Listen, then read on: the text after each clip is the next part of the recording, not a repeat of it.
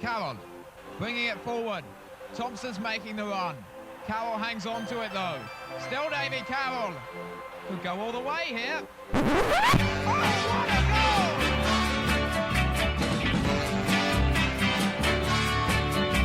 I don't know what it is that makes me love you so. I only know I never wanna let you go. 'Cause you started something, you see, that ever since we met you had a hold on me. It happens to be true. I only wanna be with you. Happy New Year and welcome to the first episode of Ringing the Blues of 2024 with me, Phil Catchpole. On the show this week we have all the action and reaction from the game against Bristol Rovers on New Year's Day. We also have the reaction from the game at Orient last Friday. The chairman, Rob Couhig's in the country, so we had a catch up with him. Plus, Wycombe Wanderers fan Chris Waldron is this week's subject on Till Death Us Do Part. But first, let's head to Mexico City for the full Liga 1 results from New Year's Day with Uri.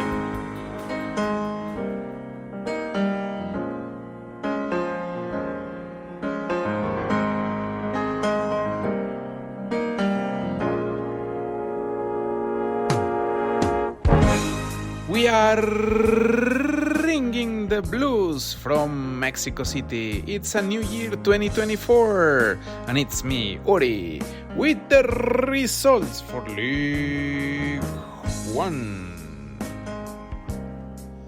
Barnsley 1, Wigan Athletic 1, Blackpool 2, Lincoln City 0, Bolton Wanderers 1, Burton Albion 0, Cambridge United 0, Leyton Orient 2, Carlisle United 2, Port Vale 1, Charlton Athletic 1, Oxford United 2, Derby County 2, Peterborough United 3, Northampton Town 1, Cheltenham Town 0, Portsmouth 2, Stevenage 1, Reading 3, Exeter City 2, Shrewsbury Town 3, Fleetwood Town 1, Wycombe Wanderers 3, Bristol Rovers 2. So there were sparks flying on the pitch and also in the car park after the game with the chairman's New Year's Day fireworks display. So Happy New Year! Chairboys Spanish this week, New Year's Day fireworks. So New Year, new, nuevo, new, nuevo, year, año, day, día, New Year's Day, Año Nuevo, Día de Año Nuevo. Fireworks. Okay, so how do we say fireworks in Spanish? We say artificial fire. Fuegos Artificiales. Fire, fuego. Artificial, artificiales. So, New Year's Day fireworks, Fuegos Artificiales de Año Nuevo. That's it, and back to England with my amigo Phil Catchpole. Wishing you Feliz Año Nuevo 2024. Adiós. Cheers, Uri. So, after the disappointing performance and results on Boxing Day at Exeter City, Wycombe Wanderers travelled to East London to take on Leyton Orient. It was 0-0, so let's head to the opposition view, part 1, with the O's fans. Red in the face. To quote a well-worn phrase, that was a game lacking in quality. Still, at least it's a point gained. Defensively we were sound enough, but offered very, very little going forward. Rich T. Welling. That was one of the dullest games I can ever remember attending. Reminds me why I don't go much anymore. We were better than them, but the fact Wycombe have taken 4 points off us this season is just depressing. Dan Orton, 25-40. That was exactly the game I feared it would be, with Wycombe sitting back and making it difficult for us. We didn't even get close to breaking them down all night, and in truth, nothing much happened. It was a couple of hours we'll never get back. We didn't do anywhere enough to win. It was painfully boring. I've never known a team come to Orient with that many decent players in their squad and have literally zero interest in winning the game. We were there for the taking, but they were taking 45 seconds to take a throw-in after just 10 minutes. The tone was set there. Tom Davies. I could understand teams playing for a 0-0 against us last year when we were top of League Two. But now, with a shot-shy blunt side like we currently are, what were Wycombe playing at? Australia. Another one of those games where Orient had all the possession and attacking intent without testing their keeper all that much. For a home game against a team below us, that's 2 points dropped, I think. Headman's header. Possession count for nothing if you don't have an end product. Wycombe was simply awful and certainly looked like a side who haven't won in 11 games, and yet we barely tested their keeper. Once again, 10 corners for the O's, and they all hit the first defender. We're only 9 points from the trapdoor, and reinforcements are desperately required, as this lot ain't going to be scoring enough to keep us up. Mr. B. What I saw was players on both sides who couldn't pass, control or shoot, and who struggled to keep the ball in play. Uninspiring stuff. But a point is a point. The longer the game went on, the more I was expecting Wycombe to sneak a goal. In truth, there were no worthy winners. Thor. That was a poor game. Why are we persisting with so many long balls? We look better, move better and play better when we keep it to feet. Misplaced passes and poor control let us down so many times. Still, it was 2 points dropped from my perspective as Wycombe offered nothing in the second half. They were absent without leave. Sir Keith Boxall, KC. Oh, that's got to be in the top 10 worst games I've ever seen. Wycombe were deservedly booed off by their own fans. Imagine coming to 16th place Orient and setting up for a 0-0. Not for me. Come on, you O's. We really are toothless. Wycombe, a side winless in 11 at kick-off, were comfortable all game. We just have zero cutting edge. If we could pass the ball to another red shirt, that would be something. But much of the time, we can't even do that. I'm not convinced this current team will keep us up. If the owners want to tread water in this division, then a few additions to the squad would do that. But if they have ambitions to take the club into the Championship, then wholesale changes need to be made, because not a single member of this squad is up to or anywhere near Championship standard. Tricky O's. I'm in my 20s, and I swear to you, I fell asleep tonight. I've never watched a more boring game in my life. That 0-0 draw took Wycombe's winless run in League One to 12 games, with some of the fans voicing their concerns on the full-time whistle. On to New Year's Day then at Adams Park. Bristol Rovers were the visitors. The pitch was nice and wet, no worries there. And here's what happened. Joe Jacobson joined us on commentary. Corner to be taken by Sadlier. Right-footed. They took the last one short. This one's going to go straight into the box. It goes into the back post. Tapazoli gets up, heads it in towards the back post. It's palmed away by the keeper. A crowd of players there get it clear. It didn't drop to a quartered shirt. But we can come again now with Scowen. And then Freddie Potts slides into Leahy to Sadlier winds one up from distance. It bounces awkwardly. Keeper palms it away. Folks, I think, jumped out of the way to let it do its thing off the wet turf. Jack Grimmer puts the ball out wide. Finds Leahy, now Potts. Right-footed into the box. Flicked on by Tapazoli. Nearly skids through to Vokes. Back in again by Leahy. Chested down by Kramer. The inevitable shout of handball comes from the Wycombe fan. Yeah, nice little spell of pressure here. Leahy, left-hand side. Cross goes in again to Tapazzoli, gets up, scores! What a goal. What a cross from Luke Leahy and Ryan Tapazzoli, a towering header at the back post, looped it in perfectly. Matthew Cox could only stand and admire it. It's Wycombe Wanderers 1, Bristol Rovers 0. Towards Folks, that's a lovely header to McCleary.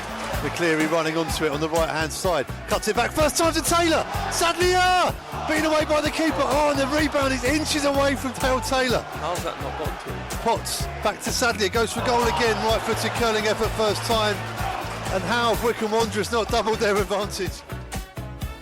Headed up and away by Bristol Rovers. McCleary though gets it back to Scowen with a high boot. Referee blows his whistle. Bristol Rovers player has gone down. It was a high boot from Josh Scowen. Looked like two players both going for that, and the referee brings on the is calling on the trainer or the physio. There's a lot of players in a big huddle around this incident, and it certainly is simmering, this game, isn't it? Yeah, it looked like Joshy won the ball, I thought. Both players went in with high boots and Joshy won the ball, but whether or not he's followed through on one of their players, he looked a little bit like apologetic afterwards, like he landed on him or caught him with the follow through or something, but immediately the Bristol Rovers players ran in. Maybe they've seen something that we can't quite see up from here. Is Joshy getting a yellow card here? It's a red. Josh Scowen has been shown a straight red card. Folks is having his shirt pulled all over the place again still, nothing doing. But Wheeler's working hard up the other end of the pitch there. David Wheeler into the area. Oh, it's a brilliant save from Cox. David Wheeler. If he doesn't get a shot off, does he give a penalty there? That's what David Wheeler is asking of the referee. And the answer the referee's given him has meant that David Wheeler has spun away in disgust. But David Wheeler got a one-on-one with the keeper through his own strength and endeavour, and the keeper made a fantastic save, and it's gone out through a corner.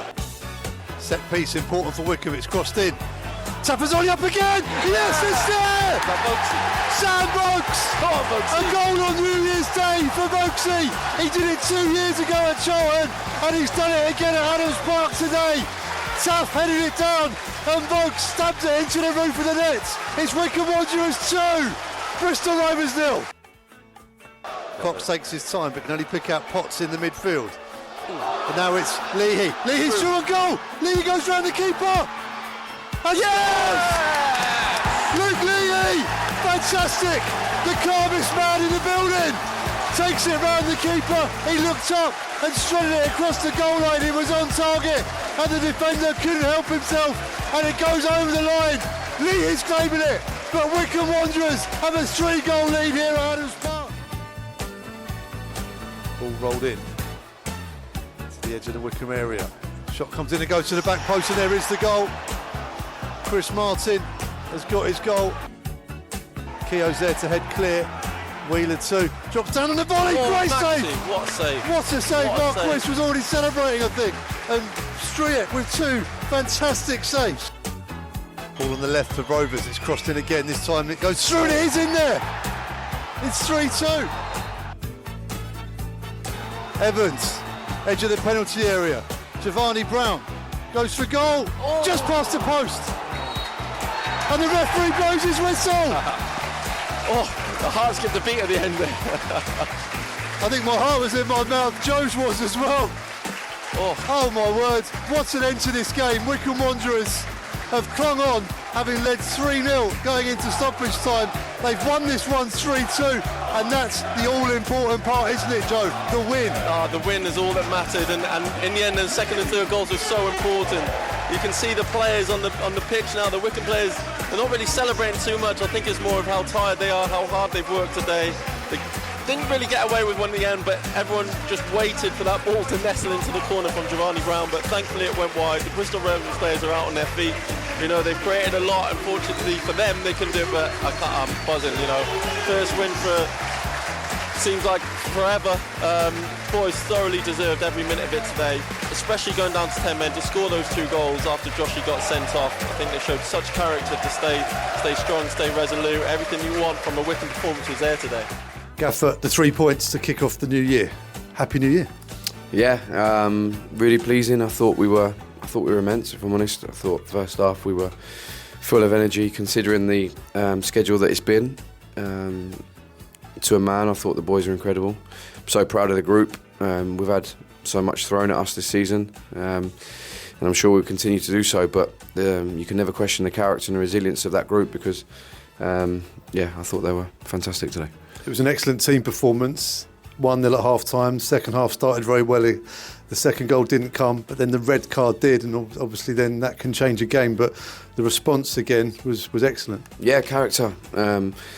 Any good team that I was ever in and any good team that we've had here has been full of character. These boys are full of character. I think we've got some real good seniors, solid citizens in there who care deeply about what they're doing. Some of the younger boys are really buying into that and moving this club forward. We've obviously had some tough circumstances recently to deal with, but like I say, I'm so proud of them because you'd never have guessed that that's the end of a really busy schedule. I thought the energy and the intensity we showed was fantastic, and obviously really pleasing to get 3 goals at home as well. It would have been nice to see the game out, but unfortunately it wasn't to be. But we never do anything easily here, do we? A really good game as well, and really good entertainment for the fans, and lots of goal-bound efforts during the first half and second half too. So really pleasing from that point too. Yeah, of course. We always try and pick a team that we believe can go and attack. That's my belief. Our belief as a management staff is to go and attack. We never want to be too defensive. We want to play on the front foot. Obviously, different circumstances and different games dictate that. On Friday at Leyton Orient, we picked the most attacking team we thought we had. Obviously, Vokesy was in. I was advised by the medical staff that he had red flags all over in terms of his physical output because he'd gone Saturday, Tuesday. So I think resting him on Friday evening paid off today because he had a real zip about him. Would have loved to have used him on Friday, but these circumstances dictate a manager's choices at times. So we couldn't use him Friday, but we always knew that if there was one game we'd leave him out for, it was going to be the running game at Orient, because at a home game here, vintage Vokesy today, I thought he was top draw. So I'm pleased that he was in the physical state he was today to go and produce that kind of performance. And getting that win, an away point on the Friday, a home win on the Monday in isolation, that's a fantastic weekend.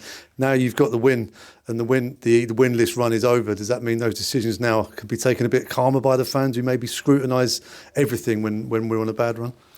No, I think, a lot of people spoke about frustration on Friday evening, and I understand that. To my mind, Port Vale at home, we should defend the goal better and we should win that game. Exeter away, my entire honesty is we weren't very good that day. I didn't enjoy us at all, but we hit the post and missed a penalty in injury time. We could have had a point from there. We could have had 8 points from these 4 games, and everyone would be saying what a good Christmas we've had.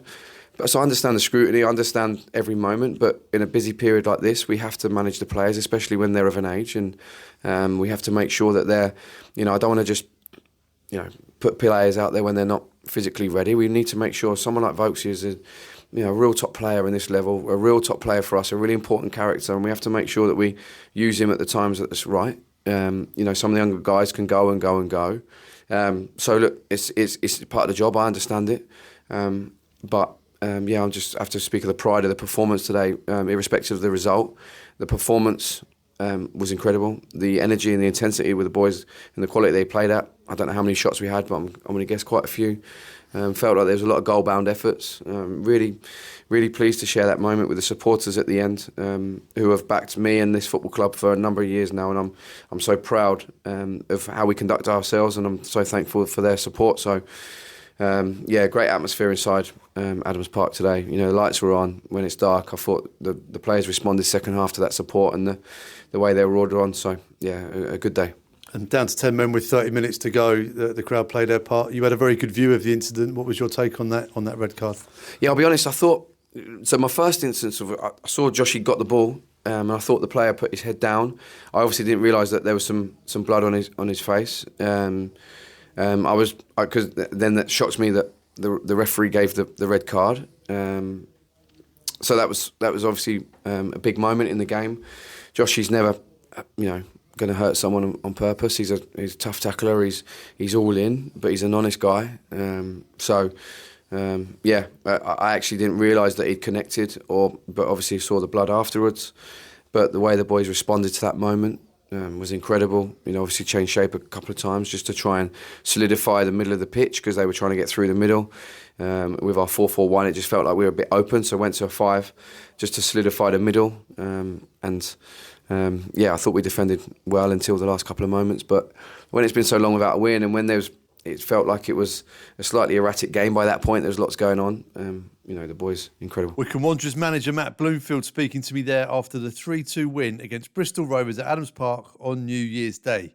Don't go anywhere, because we've got the Opposition View Part 2 coming up. This is Wycombe Sound. Bill Turnbull, a broadcasting legend whose tireless campaigning for prostate cancer awareness left a lasting legacy for men's health in the UK. Bill's message was clear. I really want you and your loved ones to take this simple online risk check now.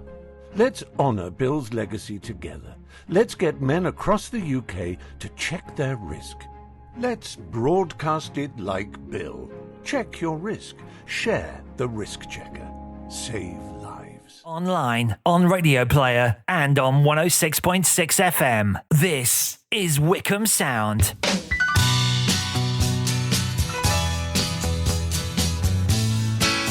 OK, it's time for the Opposition View Part 2. Our old friends at Bristol Rovers travelled in good numbers on New Year's Day, and here's what they had to say after the full-time whistle. Gassy. Wycombe were there for their taking, and we just didn't have the appetite until 90 minutes.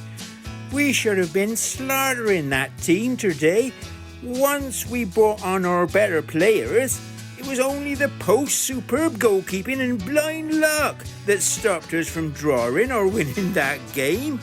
Roadsman. I really dislike Wycombe. They are proper shousers.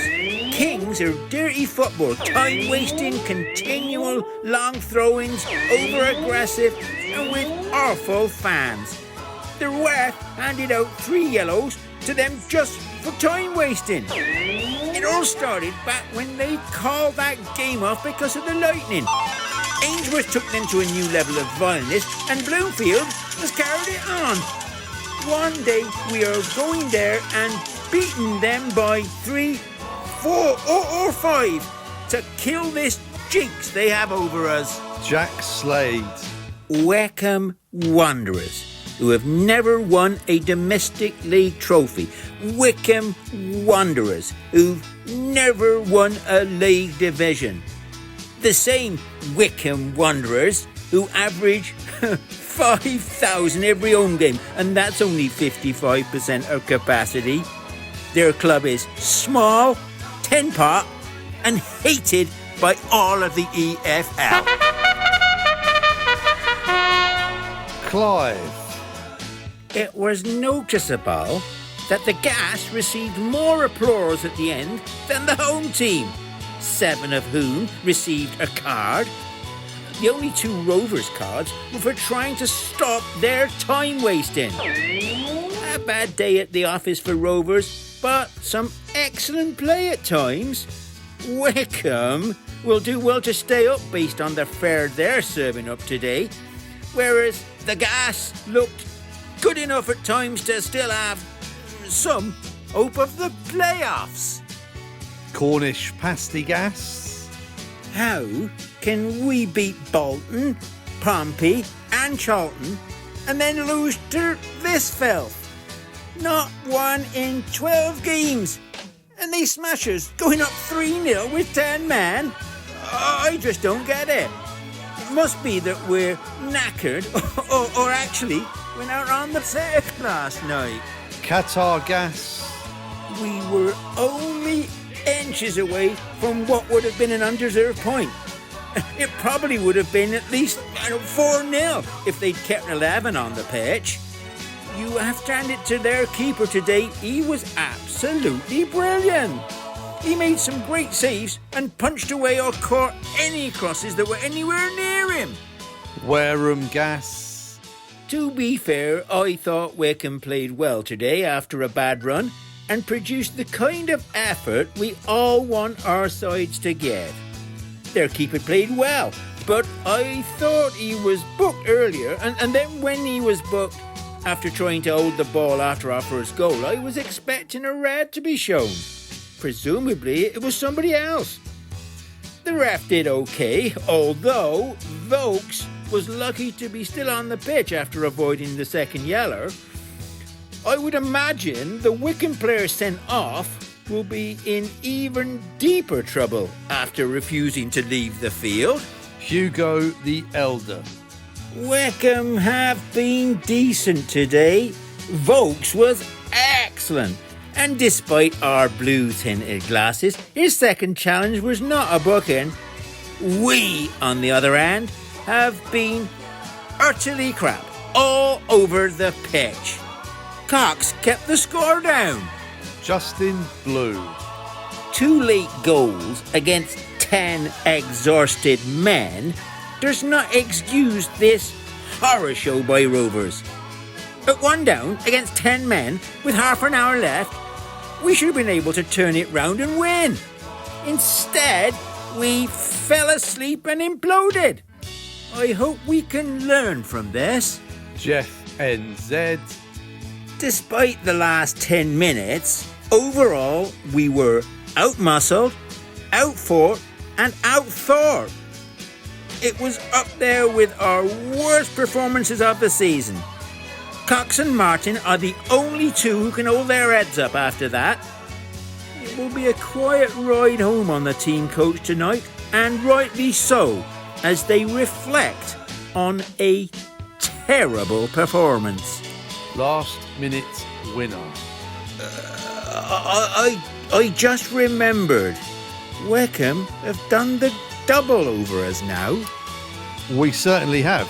Now then, Rob Couhig has been over for Christmas, and I caught up with him before we headed back to New Orleans after the game.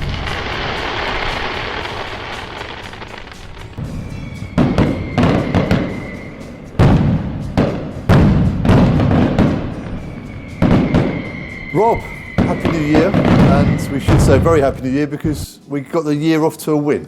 Absolutely, and Happy New Year to you and to everybody out there in the worldwide world of Wycombe Wanderers phenomenon, however long we can now stretch that phase.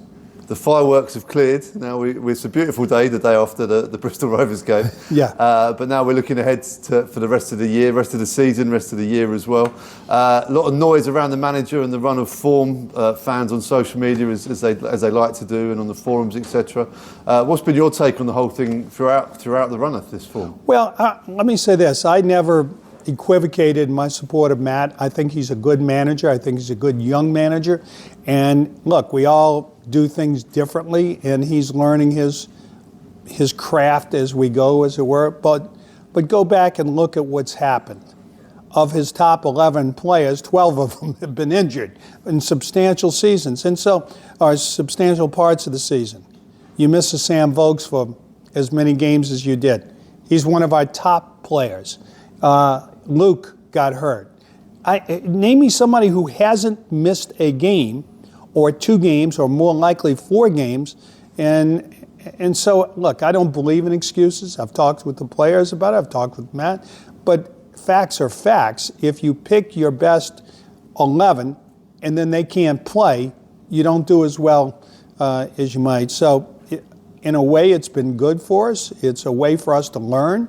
It's a way for us to really get our depth, our youth out there, and we'll be better for it in the long run. Now, let's admit the obvious. We've dug ourselves a hell of a hole, but you get back on the horse, you ride. We had a wonderful win yesterday. I thought it was a little unnecessary to make it that close at the end, but you know, the best way to frame it is we were playing 10 against 12, I think, a lot of the game. And but the guys just go back over the, quote, string of games. We didn't really lose that much in terms of by a goal differential.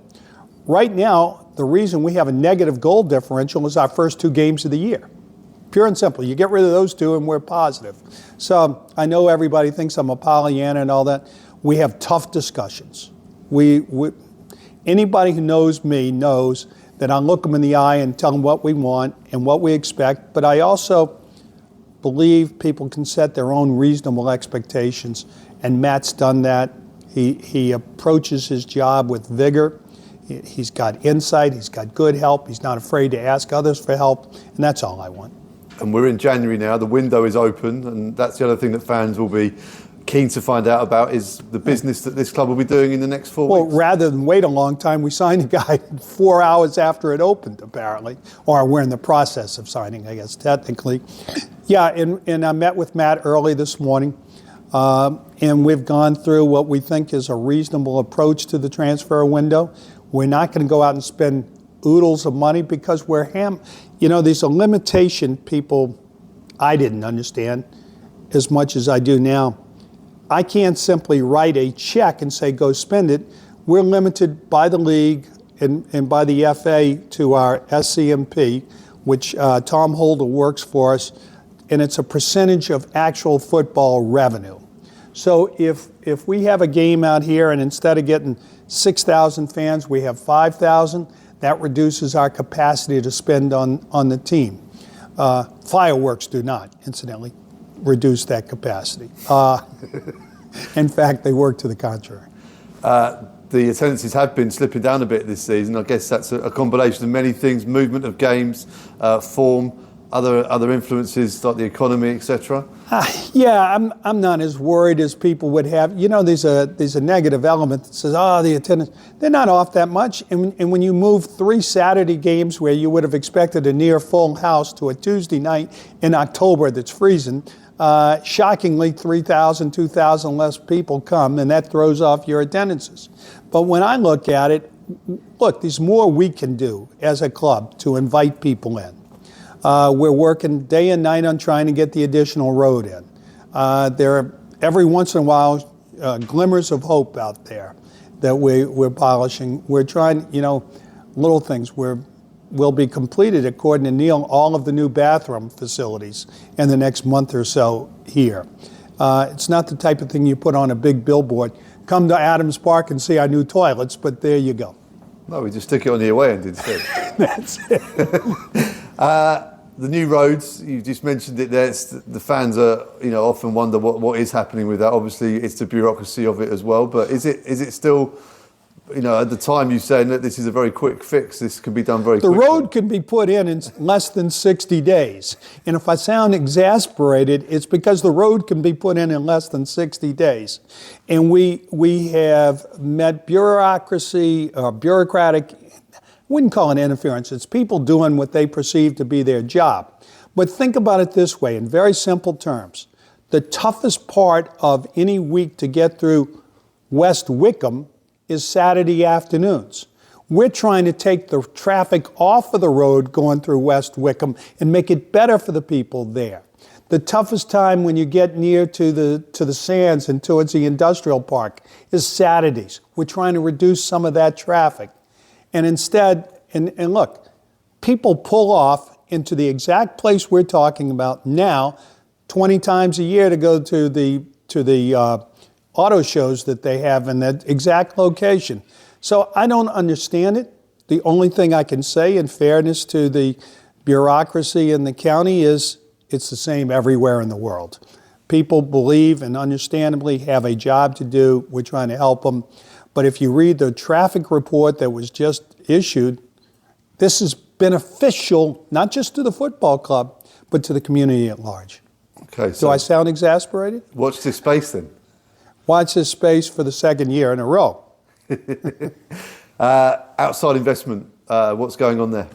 We're making great progress. I think we've found a guy that we like that will be very helpful to the club, has similar perspective as me. We have to get it approved by the EFL, and we've begun that process.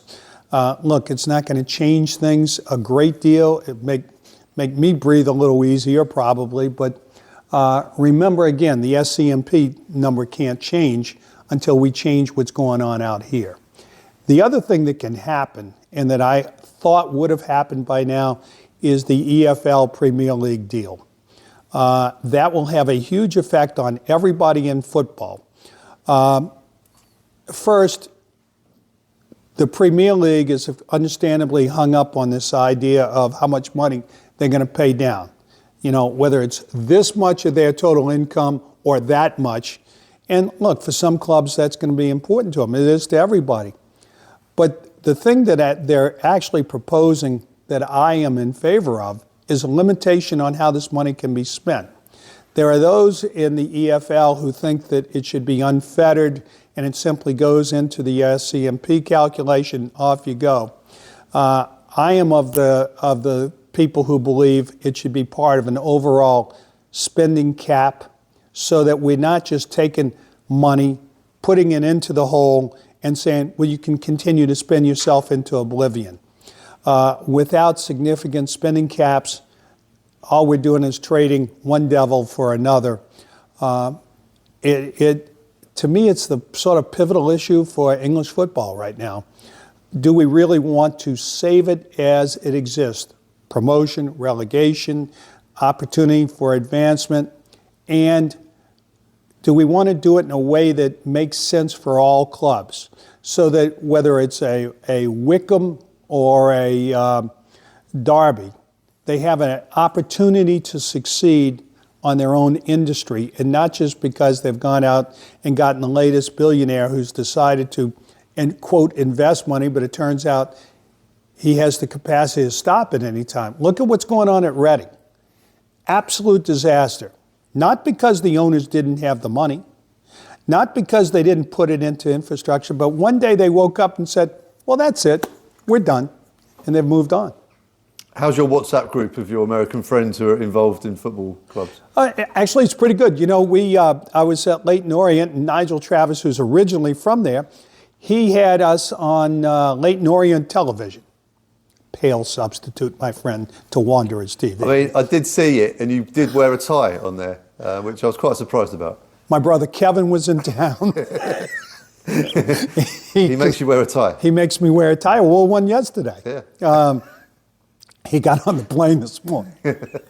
Okay, so the tie's back in the drawer. Back in the drawer, yeah. But no, they're doing fine. Everybody's sort of the same mindset. Let's get this thing organized with the Premier League. The sooner we do it, the sooner people can turn their attention to making their clubs better. Excellent. So you've got that communication with your friends from the other side, and it's a growing group as well, isn't it? It is. We've a couple of people joined this week. In fact, the new guys from Carlisle are from Jacksonville. And they've come on board. The fellow from Gillingham is now in the group, and it's fun because we can all tease each other, and we do. But it also is an easy way to exchange ideas without formality. A lot of us are watching the Stevenage carnage. No.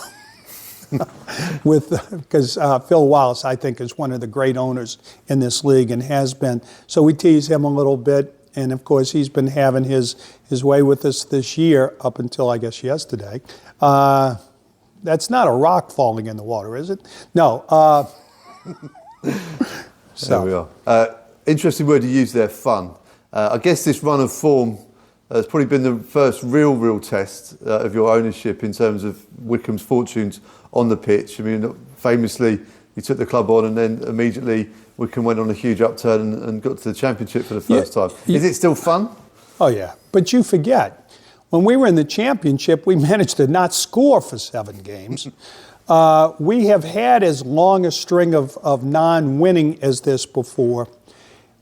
And all of it, you know, people, the sort of keyboard warrior type, would say you got to get rid of matter, you got to do this.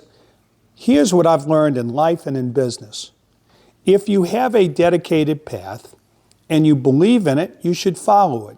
Now you should test your theory and you should say, are we approaching it, and what's the reason why it's not going the right way? But yeah, I enjoy it. Look, if I ever sell the club, if I ever disengage, it won't be because I don't have fun with the football side or the fans or the guys who write me and tell me what a bad owner I am or any of that. It'll be because I get tired of getting on the plane. Online, on Radio Player, and on 106.6 FM. This is Wycombe Sound. Thursday evenings from 7. The Wycombe Wanderers show is now in its 4th season, and as you'd expect, we'll continue to bring you match analysis and highlights from Phil. You might enjoy this, Jack. Rona Grimmersby, yes, come on you Blues. Love hearing Jack's commentary while his wife, father-in-law and his mum move house for him. Jack. Getting absolutely thrown under the bus. We'll regularly hear from manager Matt Bloomfield. Of course, there's technical and tactical stuff that we've been working on that we would like to see, but in terms of what I want to see and have to see, it's all about the hard work, togetherness and team spirit, and everything else comes off the back of that. As well as members of the current team. We have discussions about how we're going to do it better, and I think the only way you can do that is by keep practicing, keep learning, and hopefully then we'll get better and better with it. And ex-players. Everyone says as fast as I probably run, and they're probably right. Yeah, it's just a emotion-fueled moment there, really. Just, it was great, because my dad is one of those people that gave me a lot of stick about not scoring as well, so I just wanted to see him and rub it in. We'll bring you news from in and around the club, continue to follow Wycombe Wanderers women, and some things you wouldn't expect. Too much? Too much or not enough? Tell the orchestra they can go now. And don't forget you can catch up with the show via the podcast. The Wycombe Wanderers Show, only on Wycombe Sound. This is Wycombe Sound.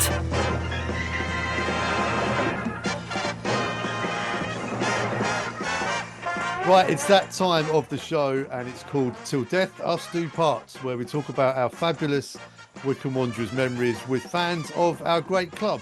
And this week is Chris Waldron. Good evening, Chris. How are you? Hi, Phil. Yeah, I'm doing well, thank you. Hope you've had a good Christmas. Yeah, it's been, well, off the pitch, away from football, it's been good. Obviously, we're on a tricky run, which I guess, till death us do part, it kind of like sums up being a football fan, doesn't it? And we're kind of in one of those moments, aren't we? Yeah, I think I was chatting to a mate yesterday. I think with football, the longer you watch it, you sort of realise that sometimes it's going really well and you think that will last forever, and then sometimes it's going really badly and you think that will last forever, and neither's ever true. But it doesn't really help when you're in the middle of a bad run. But yeah, I think you've just got to keep going and believe at some point, your luck will change, because it does. But I think, I don't want to sound like an old fogey. I think sort of younger supporters than ourselves, let's say,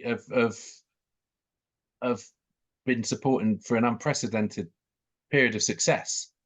So this may be the sort of first fallow period they've really sort of gone through. But it's all character building, isn't it? Exactly, like Chris, like you, Chris. I have been through some bad times with this club.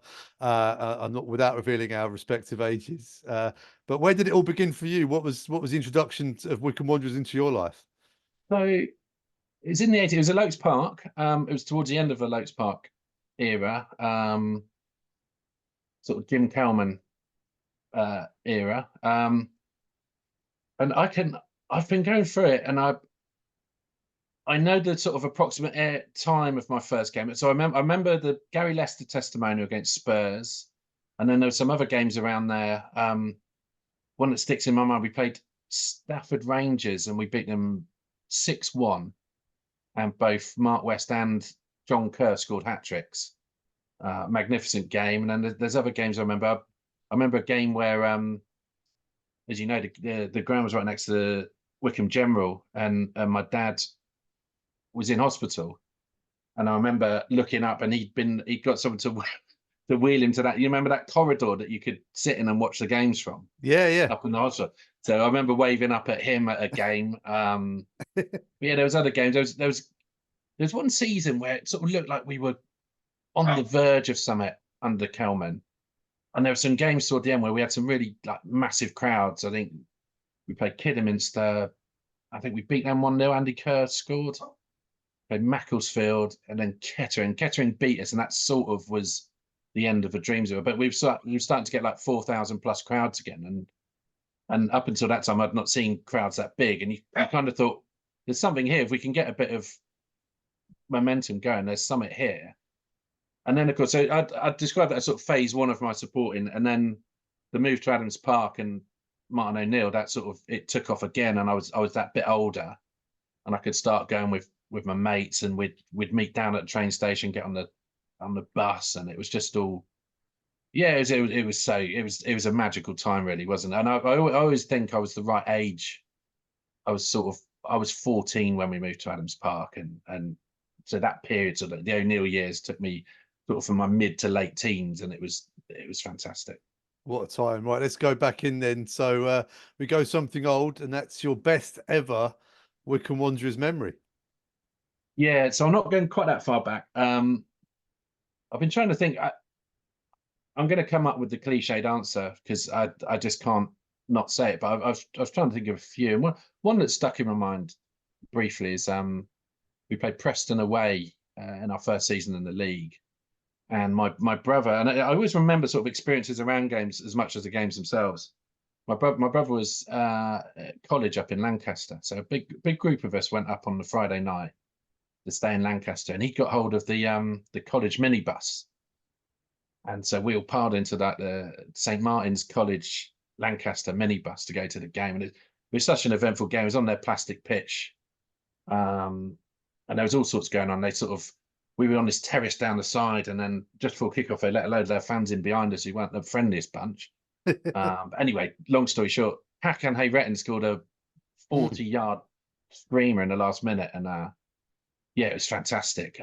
Interesting journey back, but back to the minibus and out of Preston. But it's those sort of things you remember. But the cliched answer, which I mentioned earlier, is the Wimbledon Cup game, which just was as good as it gets being a supporter. I think, just as you've said on here before, like everything that can happen in a game happened in that game. It's amazing because in terms of the night, obviously it was part of that amazing cup run. Yeah. And we had Liverpool and Villa Park, Filbert Street away, whatever. And so it could almost think from the outside point of view, everyone's like going, well, that wasn't like the best game in the cup run, but no. I'm with you. That whole night, everything about, was that 5,000 of us on that stand that night? Yeah. Something about that night was just absolutely unbelievable. Yeah, and the thing is, have you watched the game back since? Yes, yeah. There's so much goes on, but it's not a very good game of football. It's awful to watch. If you sit down, if you sit down and watch that sort of, just completely dispassionately, just judge it on its merits as a game. It's a terrible. The pitch is rubbish. Just balls sort of flying from area to area. But I think it just goes to show something I've always thought is that football's. It's about like the emotion of it and like what it makes you feel and that night just it took you to places like it was unbelievable, the sort of depths of despair and then the heights of winning it in the end. And to me, I'll always say it's the greatest game of football I've ever seen, but I wouldn't recommend anyone sit down and watch it because like you need to be part of it, and you need to sort of have emotional investment of it to understand why it was so good. You just sit down and watch it again, you turn it off after 10 minutes. It was awful. It is worth pointing out though that when you do watch it back, there is always at least one or two plot twists that you forget because there's just so many. If you'd have put like a room full of scriptwriters together, it would have taken them a long time to come up with something as exciting as what actually happened on that night. Yeah, no, it's incredible. Yeah, like I think you said before, like Ainsworth scores, doesn't he? And yes, yeah. And Simo gets sent off, and it's the player that crocs Andy Baird that misses the penalty that ultimately wins us it. And was it last minute of normal time? Martin Taylor saved a penalty. Yes, yeah. It was sort of I don't know how long ago you watched it. It almost squeezed in, like he sort of landed on it. And it sort of squeezed under him. He just had to reach back and get it. But there's so many things that if it had gone slightly differently, we wouldn't be talking about it, and we wouldn't have left Leicester and Villa Park either. Even the goal that equalised right at the end of extra time, I think the ball came across. Was it Danny Borman tried to volley and he just completely sliced it into the path of Paul McCarthy? Yeah, he was just sort of marauding around like a loose horse. But that, but that, I mean, as he lashed his boot at that, I mean, that could have gone out of the ground, and it somehow sliced off his. And it was ridiculous. And this is a ridiculous game. I'm fairly sure the Wimbledon player that missed the penalty in normal time was Neil Ardley, and we talked about Gareth Ainsworth playing that night and scoring, but Neil Ardley was the guy that released Akinfenwa from AFC Wimbledon to play more expansive football, and then there you go. Hit me up on WhatsApp. So two characters on the pitch that night who arguably shaped the future of our football club a couple of generations down the line. Shows you what football's all about, isn't it? It's crazy. Yeah, exactly. All these sort of like a spider's web of interlinked plot lines, and they all meet up in the end, don't they? Yeah, fantastic. And that is why football is amazing. And that's what I'll always tell someone who doesn't understand football. There's so much more to it than just the actual game itself. Yeah. Well, the 90 minutes on the pitch is a very small part of being a football fan. Well, for large parts of Wycombe, 90 minutes was quite a small part of it as well. It was always a bit more than that, wasn't it? Right then, on to something new. That's the favourite player of yours that's in the current squad. Who's it to be? Well, I'll start with saying, and this goes back to the Ainsworth days. I think we're lucky that we've got such a likeable bunch of players playing for us. It's not always been the case, so I won't delve into that too much, but it's so nice to have players out there that you think, oh, these are genuinely good blokes, and you want them to do well, and that you're pleased they're on your side. And I could say any one of them really. Scowen's probably my favourite because I just think he's a. To be honest, I think we're lucky to have him. I think he's capable of playing at a higher level than we're at. But I'm obviously really pleased we've got him. But I think I've always liked Blair players. So I used to love Darren Curry, for example, and he wasn't always the most effective, but I just love when he got on the ball and the things he could do. So I think for me, of the current lot, Gareth McCleary is my favourite player. Again, I remember him. Was it Accrington Stanley? We played first game of the season, and it was because he joined during the championship season. Of course, we couldn't watch him, but then the first game of the following season we had Accrington Stanley, and it was sort of we get to see these players now, and he was just gliding about, and he's near the end of his career than the start, but he's just gliding past players with ease, and he scored that goal, didn't he? Just picked up the ball sort of near the halfway line, sort of skipped on a bit and just slammed it in the corner. You're thinking, oh man, this is great. And he's just he's a fantastic player. He's a sort of, you pay to watch players like that. Yeah, you're like me. The flair players, the drop of the shoulder. I mean, thinking back to the Port Vale game before Christmas, the cross for Kieran Sadlier, fantastic. Yeah. So he's still got it in the locker. Absolutely. And hopefully we can see some of that very, very soon too. Yeah. Right then. On to something borrowed. Now, this can be your favourite ever loanee or the player that you wish that we'd signed that we never did. Okay, so special mention to Stephen Taylor. I think someone said before, who was just one of he was wonderful, and he's one of the best players I've ever seen play for Wycombe.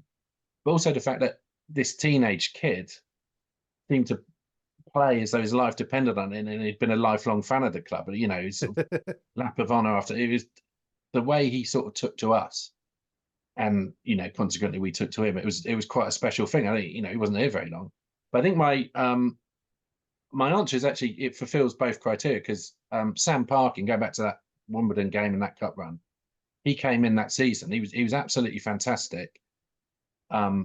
Was wonderful. Sort of put us in that position by playing so well against Wolves and scoring that winner near the end. Brilliant player. I don't even remember the penalty he took in the Wimbledon penalty shootout, but he kind of he sort of ran up and smacked it with the outside of his foot right into the corner. You think, blimey, like I'm a nervous wreck here. Like you're out there doing it to have the courage to go and do that is quite something. So he was a lone player. It was fantastic, but also there were strong rumours that we were looking to sign him permanently, and he was actually sort of paraded in front of the Holt end at Villa Park on the day of the semi-final. He was out on the pitch, and his loan had ended by that point. I think injury ended his loan spell actually, as it did every other striker that season. Injury ended their season, but he was sort of paraded in front, and we're all sort of thinking, oh, this must be like, And he's said in interviews I've heard him since that he was really close to signing for us. But I think had he signed for us, it might have been the difference between going on to sort of getting near the playoffs a year later to actually doing it. We were linked with all sorts of players, and I think that year we ended up getting Curry and Roberts, and then the season later we got Falconbridge. But Parkin was about being mean to Craig, sort of he was different level to that. So yeah, I think Sam Parkin's sort of favourite loanee and the player I wish we'd signed. Well, first entry into the Till Death Us 2 Part Hall of Fame for Sam Parkin. That's a great shout as well, because obviously we see him now as a pundit, talks about the game so well as well. Yeah, he does. He's a really good pundit. Lost a bit of hair since his Wycombe days, of Well, course. we all have, Phil. Haven't we all? But yeah, it made a big contribution for the Chairboys as well. And he also has he still commands a soft spot for Wycombe Wanderers too, which is nice. Yeah, that comes across when he talks about us, yeah. Yeah, well, there's not many pundits that have that soft spot for us. So. No, he's Jamie Mackey. He's a big fan of ours, isn't he? He loves us. Absolutely loves us. He loves Wycombe. Good old Jamie. Ah, yes. No one's put him in the player we should have signed category. I don't understand why that is, but there we are. Right, we're going to the club shop now. So something blue. Is this a piece of merchandise that you've loved that we've sold in the past, or where are we missing a trick? Is there an idea that there should be out there for Wycombe Wanderers merchandise? Yeah, well, this is quite a serious suggestion, because I love a retro kit, and there's a massive market. If you're a football fanatic like I am, so you'd probably spend hours looking at historic football kits and retro kits. I think if we and we've got some wonderful kits going back many years. I think if we put in, let's say, the 91 trophy final kit and the 93 trophy final kit, and then maybe some of those amazing ones from back in the 50s, I think they'd be really good sellers. So I think, yeah, a range of retro kits. But on the same theme, I love a rosette. Ah. So I was disappointed when we got to Wembley last year. They didn't bring out a rosette, and I thought that's part of it. I remember FA Trophy 91, the rosette, and the 93 rosette. So I think when we played, weirdly enough, when we played Villa in that replay the other year, they brought up some rosettes. But yeah, I'm not sort of saying week in, week out. But if we get to a final next time, we need rosettes. Okay. Love all those old photos of all the guys wearing their suits and ties and hats, and they've got a rosette on their lapel. I think they're absolutely fantastic. Right, that's a lot for this week's show. Many thanks to Chris Waldron, to Rob Couhig, and you guys for listening in. We'll be back next week with news of our trip to Burton Albion. Come on, you Blues.